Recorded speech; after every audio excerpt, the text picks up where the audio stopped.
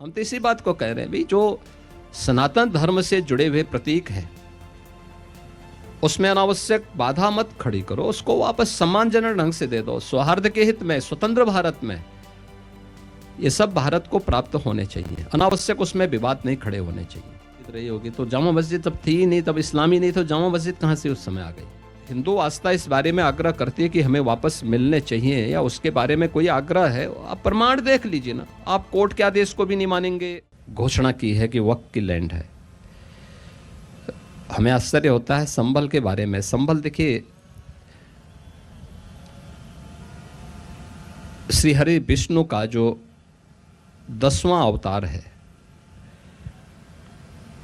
कल्कि के रूप में, वह उसी संभल में जन्म लेने वाला है। और ये आज से नहीं, 5000 वर्ष पहले, ये हमारे पुराणों में इस बात का पहले से उल्लेख है।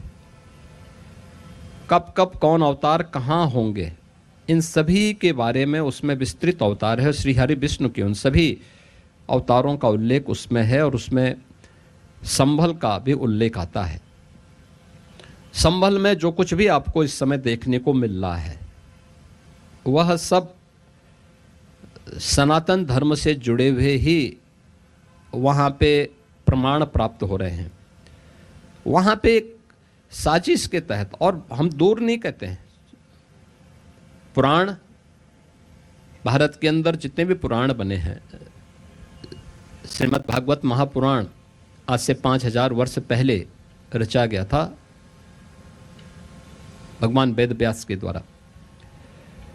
और ये जितने भी 18 पुराण या उपपुराण जितने भी बने, इन सब की रचना 3500 वर्ष से लेकर के और 5000 वर्ष पूर्व के बीच में, इन 1500 वर्षों के एक लंबे कालखंड के दौरान इनको रचने का काम किया गया था।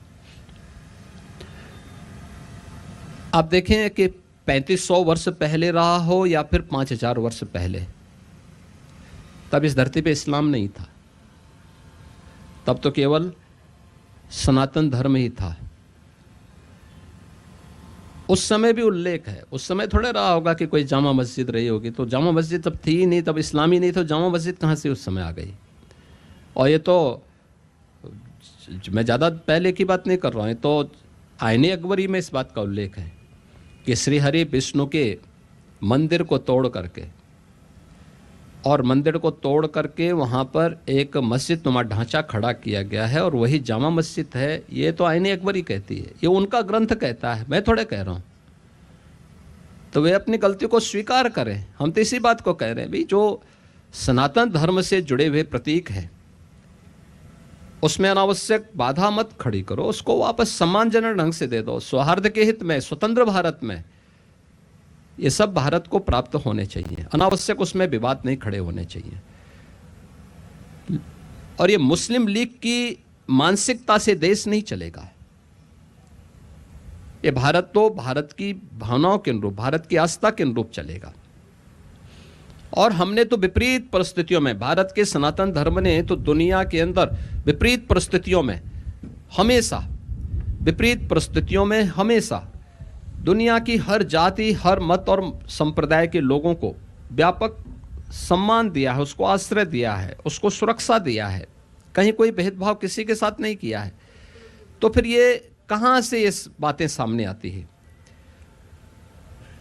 अगर किसी कालखंड में ये हुआ है, आईने अकबरी इस बात को कहता कि 1526 में श्री हरि विष्णु के मंदिर को तोड़ करके वह ढांचा खड़ा किया गया। 1528 में अयोध्या में राम जन्मभूमि पर भगवान राम लला के मंदिर को तोड़ करके वहां एक ढांचा खड़ा किया गया था। ये सब काम मीर बाकी ने किए हैं। ये जितने भी कार्य हुए हैं उसी समय हुए हैं।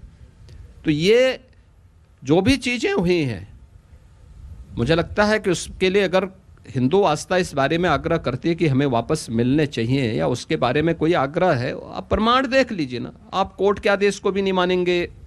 पर योगी जी, कितने स्थल ऐसे, इसीलिए पूजा स्थल कानून बनाया गया था कि कितने ही स्थलों पर जाकर रुकेंगे। अब अगर दूसरा पक्ष ये कह रहा है कि यहाँ पर आपने उन्होंने कहा कि एक बाबरी मस्जिद आपने हमसे छीन ली, हम हर जगह आपको नहीं देने वाले हैं, तो उस समय तो ये एक तरह से आश्वासन रहा उनको कि इसके आगे अब कभी नहीं होगा, और उसमें भी काशी मथुरा की बात हुई, अब संभल भी सामने आया है, तो उनको लग रहा है पता नहीं कौन को अजमेर तक जा रही है बात। देखिए इस मामले में एक विस्तार देने का वो है। एक तो सबसे पहली बात यह है कि हमने पहले भी इस बात को कहा, मैं बार बार इस बात को कहता हूँ कि किसी भी विवादित ढांचे को हमें मस्जिद नहीं बोलना चाहिए।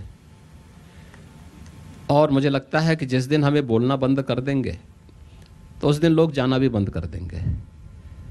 तो सबसे पहली बात तो यह है कि हमें वहाँ पे नहीं बोलना चाहिए। और वैसे भी ये इस्लाम के सिद्धांतों के खिलाफ है कि किसी भी ऐसी जगह पर जहाँ पर किसी की आस्था को ठेस पहुँचा करके एक मस्जिद नुमा ढांचा खड़ा कर दिया हो, वहाँ कोई भी की जाने वाली किसी भी प्रकार की कोई भी इबादत वह खुदा को मंजूर नहीं होती है।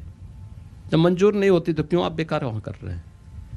दूसरा, इस्लाम में उपासना काल के लिए कोई एक स्ट्रक्चर खड़ा हो ये आवश्यक नहीं। सनातन धर्म में है उपासना के लिए वो मंदिर जाएगा, इस्लाम के लिए नहीं है। तो फिर इस बात को वहां पर उस दिशा से भी आप जिद नहीं कर सकते। समय है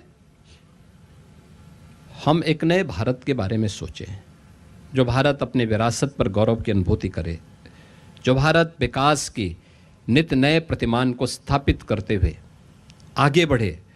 और विरासत और विकास का यह अद्भुत समन्वय आज नए भारत में देखने को मिल रहा है। और उस विरासत के लिए अगर हम अपने पूर्वजों से जुड़ी हुई उस परंपरा को पुनर्स्थापित करने की बात कर रहे हैं तो मुझे लगता है कोई बुराई नहीं होनी चाहिए।